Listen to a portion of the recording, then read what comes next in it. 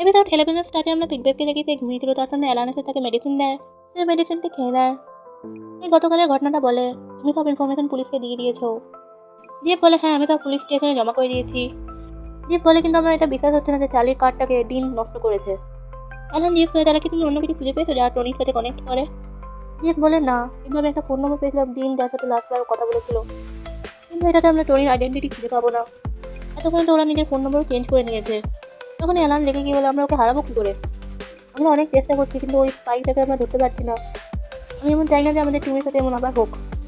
Zip তখন তাকে বলে, আঙ্কাল আপনি এত চিন্তা করবেন না, এইসব খুব তাড়াতাড়ি শেষ হয়ে যাবে, আবার করে ভরসা রাখুন, টনি আমাদের থেকে বেশি দিন লুকিয়ে থাকতে পারবে না। অন্যদিকে আমরা পিটবেলকে দেখি এইসব কথাগুলো ধ্যান শুনছিল। তারপরে নেক্সট সিনে আমরা ওই আর মিস্টার পিটকে দেখি ওরা অনেক ড্রিঙ্ক করছিল। ওই দেবদাস ও একটার পর একটা ড্রিঙ্ক করে যাচ্ছিল, আর মিস্টার পিটও তার সাথে ড্রিঙ্ক করে যাচ্ছিল। ওই যখন লাস্ট ড্রিঙ্কটা নিতেই গেছিল তখনই মিস্টার পিট তার হাতটাকে ধরে নেয়, সেই ড্রিঙ্কটা নিজে খেয়ে নেয়। ওই ওর দিকে একদৃষ্টিতে তাকিয়েছিল, মিস্টার পিটও তার দিকে তাকিয়েছিল। মিস্টার পিটটাকে বলে, এত ড্রিঙ্ক করা বন্ধ করো, ড্রিঙ্ক করলে তোমার সিচুয়েশন বেটার হবে না। ওই বলে, আমি জানি না এবার আমি পরে কি করবো। ওই বলে, আমি জানি না আমি যা সবসময় বিশ্বাস করি তা কি সঠিক কিনা। মিস্টার পিট বলে, সবাই সবকিছু বদলে দেয়, একদিন এমন আসবে এই জিনিসটাকে তুমি বিশ্বাস করবে না, তুমি যা ভাবো তা ভুল না। ওই তাকে জিজ্ঞেস করে, তুমি ড্যাডির বাড়ি থেকে পালিয়ে আসলে কেন? মিস্টার পিট বলে, কারণ সত্যটা আমি যা ভেবেছিলাম তা নয়। আমি আশা করেছিলাম কি কারো সন্তান হিসাবে আমাকে অ্যাডপ্ট করা হবে, আর আমি ভেবেছিলাম একটা এক্সপিরিয়েন্স হবে ফ্যামিলির, আর আমি ভেবেছিলাম ওরা আমার রিয়েল প্যারেন্টসের মতন কখনো আমাকে অ্যাবান্ডেন করবে না। কিন্তু আমি লাস্টে জানতে পারলাম তারা খালি নিজের ফায়দার জন্য আমাকে ইউজ করে। যেটা শুনে ওয়ে কাঁদতে লাগে। তখন মিস্টার পিট বলে, প্রথম প্রথম আমি তোমার মতনই ছিলাম, আমি জানি ড্যাডি বেনিফিট পাওয়ার জন্য কতটা নিচে নেমে যেতে পারে, তাই আমি ডিসাইড করলাম যে ফিরে গিয়ে আমি বাবার তৈরি দুশ্চরিত্রের ব্যবসা ঘটাতে বেরিয়ে আসবো, যাতে এরপরে কখনো কোনো বাচ্চার সাথে এমন না হয়, যাতে আর কারো ভালোবাসা নিয়ে এভাবে খেলা না হয়। তোমার কাছে এখনো তোমার পথ চুজ করার রাস্তা আছে ওয়ে। দেখে শুনে ওয়ে তার দিকে তাকিয়ে থাকে, আর সে তার কাঁধার মধ্যে হাত ভোলায়। মিস্টার পিট বলে, তোমার ডিসিশন, তোমার যা ইচ্ছে তুমি চুজ করতে পারো। ও অনেক চিন্তা করে যায়। নেক্সট সিনে আমরা পিটকে দেখি সে খবর দেখছিল, টনির বিষয়ে মিডিয়াতে আলোচনা হচ্ছিল, যেহেতু তার দেখছিল কি বাচ্চাদেরকে বিক্রি করা হচ্ছে। অ্যালান তার কাছে এসে জিজ্ঞেস করে, বেব তোমার কি শরীর ভালো লাগছে, তুমি একটু রেস্ট করো না কেন? বেব বলে, আমার পেট এখন ঠিক আছে, আমার পেট আমাকে মারবে না, আমি আগে টনিকে হেলের মধ্যে পাঠাবো, তারপর আমি শান্তি মতো মরতে পারবো। অ্যালান বলে, আমাদের কাছে এখনো অনেক জিনিস আছে যেটা বিষয়ে আমরা জানতে পাই নাই। তারা সোনির বিষয়ে কথা বলে, সে বলেছিল যে সে চার্লির গাড়ির সাথে কেরামতি করেছিল, ও গ্যাস লাইনের সাথে কিছু করেনি, ও গ্যাস লাইনে তার কাটেনি, এর মানে গাড়ির অ্যাক্সিডেন্ট আগেই হয়েছিল। যেটা শুনে বেব বলে, তার মানে ডিন আর টনি একসাথে মিলেছিল। আমরা দেবকে দেখে এসব কথাগুলো শুনছিল আর ও গম্ভীর হয়েছিল। অ্যালান বলে, তুমি যাই করবে বেব, আমি তোমাকে সাপোর্ট করবো। অ্যালান দেবকে জিজ্ঞেস করে, কিট তুমি কি আমাকে জয়েন করবে? ও বলে, হ্যাঁ আমিও আপনাকে জয়েন করবো। দেব বলে, আমাকে প্রথমে টনির খিলাফ এভিডেন্স জোগাড় করতে হবে। নেক্সট দিন আমরা একটা বাড়িকে দেখতে পাই, সেই বাড়ির মধ্যে চার্লি ঘুমিয়েছিল আর একটা লোক তার সামনে কাজ করছিল। এটাতে আমরা জানতে পারি চার্লি বাঁচা আছে। আমার তো মনে হয় এর পিছনে দেবের হাত ছিল। সেই লোকটি চার্লির কাছে এসে বসে পড়ে। তখনই দরজার আওয়াজ শুনে সেই লোকটি ঘাবড়ে যায়, নিজের পিস্তল বার করে দরজা খুলতে যায়। তখনই দেখে সেখান থেকে জিপ আসে। জিপ জিজ্ঞেস করে, চার্লি কেমন আছে? আমাদের তাড়াতাড়ি করার দরকার আছে। লোকটি বলে, ও এখন আগের থেকে ভালো আছে, কিন্তু ভিতরের কাটাগুলো এখনো ঠিক হয়নি, 5 দিনের মধ্যে চলাফেরা করতে পারবে। লোকটি জিজ্ঞেস করে, তুমি এতদিন কোথায় ছিলে, তুমি কি কিছু খেয়েছো? জিপ বলে, রাভিল আঙ্কাল, আমি এখনো কিছু খাইনি। সেটা আমরা জানতে পারি এই লোকটার নাম রবিল। রবিল জিজ্ঞেস করে, তুমি কি আজ রাত এখানেই থাকবে? দেব বলে, না, আমি অ্যালানের ঘরে স্টে করছি, যদি আমি তার বাড়িতে না থাকি তাহলে আমার পিছনে তারা সন্দেহ করবে। রবিল বলে, তুমি যাই করবে কেয়ারফুল থাকবে, আমরা এখনো কারোর উপরে ভরসা করতে পারবো না। ওরা বক করছিল, ততক্ষণে চার্লির ঘুম ভেঙে যায়, সে উঠে পড়ে। তখন দেব তার কাছে যায়, দিয়ে কয়, তুমি কেমন আছো?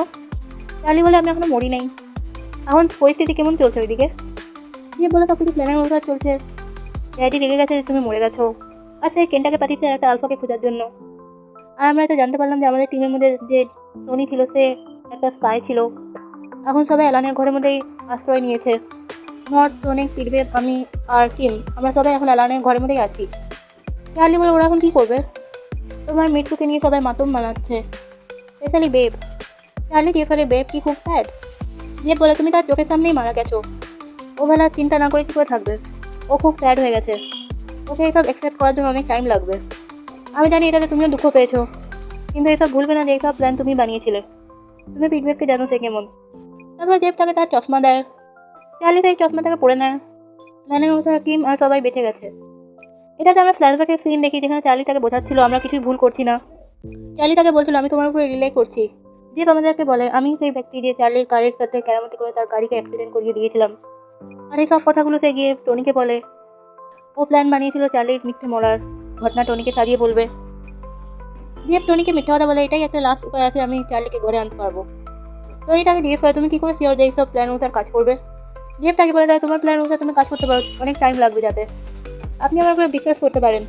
তুমি চেষ্টা করে দেখতে পারো যতক্ষণ তোমার কোনো লস না হয়। টনি তাকে জিজ্ঞেস করে তুমি আমাকে কেমন পার্সন হিসাবে দেখো? অন্যদিকে আমরা সোনিকে দেখি এসব কথাগুলো শুনছিল। তখন আমরা ক্যাননকে দেখি যে সোনির কাছে এসে বলেছিল তোমার কি মনে হয় আমি এসব নোংরা কাজ করবো? আমি এসব কাজ করতে পারি না, তোমাকেই করতে হবে। তোমাকে ব্যাস চার্লির কারের ফিউলের ইঞ্জিনটাকে কাটতে হবে, যেটা তো মরবে না। এসব তোমার উপরে ডিপেন্ড করে, আমি ব্যাস তোমাকে একটা চয়েস দিচ্ছি। তুমি এটা ভালো মতোই জানো তুমি চার্লির সামনে কখনো টিকতে পারবে না, চার্লি কত ভালো একটা রেসার। আমি তোমার হেল্প করতে পারি একটা ভালো রেসার হওয়ার জন্য, তাহলে তোমাকে আমার কথা অনুসারে চলতে হবে। তোমার কাছে এত সাহস থাকা উচিত নিজেকে ইনসাফ দেওয়ার জন্য। সোনি বলে আমি যদি আমার প্ল্যানে সাকসেস হই তাহলে তুমি কি আমাকে রেসিং টিমের মধ্যে লিড রেসার হিসাবে রাখবে? ক্যানন বলে ঠিক আছে। তারপরে আমরা সেই সিনটা দেখি যখন সে তার গাড়ির ফিউল কেটে দিয়েছিল আর সে ওখান থেকে আস্তে করে পালিয়ে যায়। তখনই তার যাওয়ার পরে ওখানে জেপ আসে আর সে তার গাড়ির সব তার কেটে দেয়। আর সে তাকে জিজ্ঞেস করে তুমি কি ঠিক আছো? সে চার্লিকে জিজ্ঞেস করে তুমি জানো এটা একদম ঠিক নয়, তুমি এটাকে আটকাতেও পারবে না। চার্লি বলে এটা আমাদের একটাই চান্স আছে, সব কিছু শেষে ঠিক হয়ে যাবে। তখন আমরা রেসের সিন দেখি যখন চার্লির কার অ্যাক্সিডেন্ট হয়েছিল। চার্লি গাড়ি চালাতে চালাতে নিজের চোখ বন্ধ করে দেয় আর সে নিজের রেসিং কারকে ফিল্ডের থেকে দূরে নিয়ে গিয়ে ক্র্যাশ করিয়ে দেয়, তার গাড়ি থেকে আগুন জ্বলে দেয়। আর এইসব জেব দাঁড়িয়ে দেখছিল। তারপর আমরা হসপিটালের সিন দেখি যেখানে ডাক্তারকে এসে একজন লোক বলছিল তুমি আমাকে মিথ্যা কথা বলতে বলছো, আমি তাদের বন্ধুকে বলবো যে সে মরে গেছে। তুমি যদি সবাইকে বলে দাও চার্লি বেঁচে গেছে সব শেষ হয়ে যাবে। তখন আমরা রিভিলকে দেখি সেখানে আসে আর সে বলে তোমাকে এই বাচ্চাটার সাহায্য করা উচিত।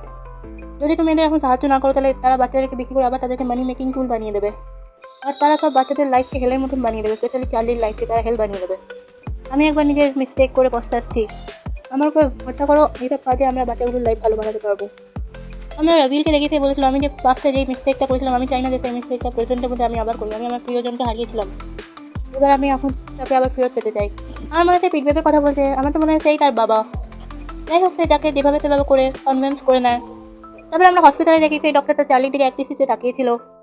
তখন চার্লি চোখ খুলে যায়। আমরা রিভিলকে দেখি সে একটা ড্রাগ দেয়। রিভিল বলে এই ড্রাগটাকে অ্যানিমালের উপর টেস্ট করা হয়েছে। ডক্টরটি বলে এই ড্রাগসটাকে অ্যানিমালের উপর এক্সপেরিমেন্ট করা হয়েছে, এটা যদি আমি তার শরীরে ইনজেক্ট করে দিই তাহলে কি তার সেন্সেস বন্ধ হয়ে যাবে? তখনই আমরা ওখানে চার্লিকে দেখি, চার্লি বলে আমাকে এই ড্রাগসটা লাগিয়ে দিন। ডক্টর তার শরীরে ইঞ্জেকশন দিয়ে দেয়।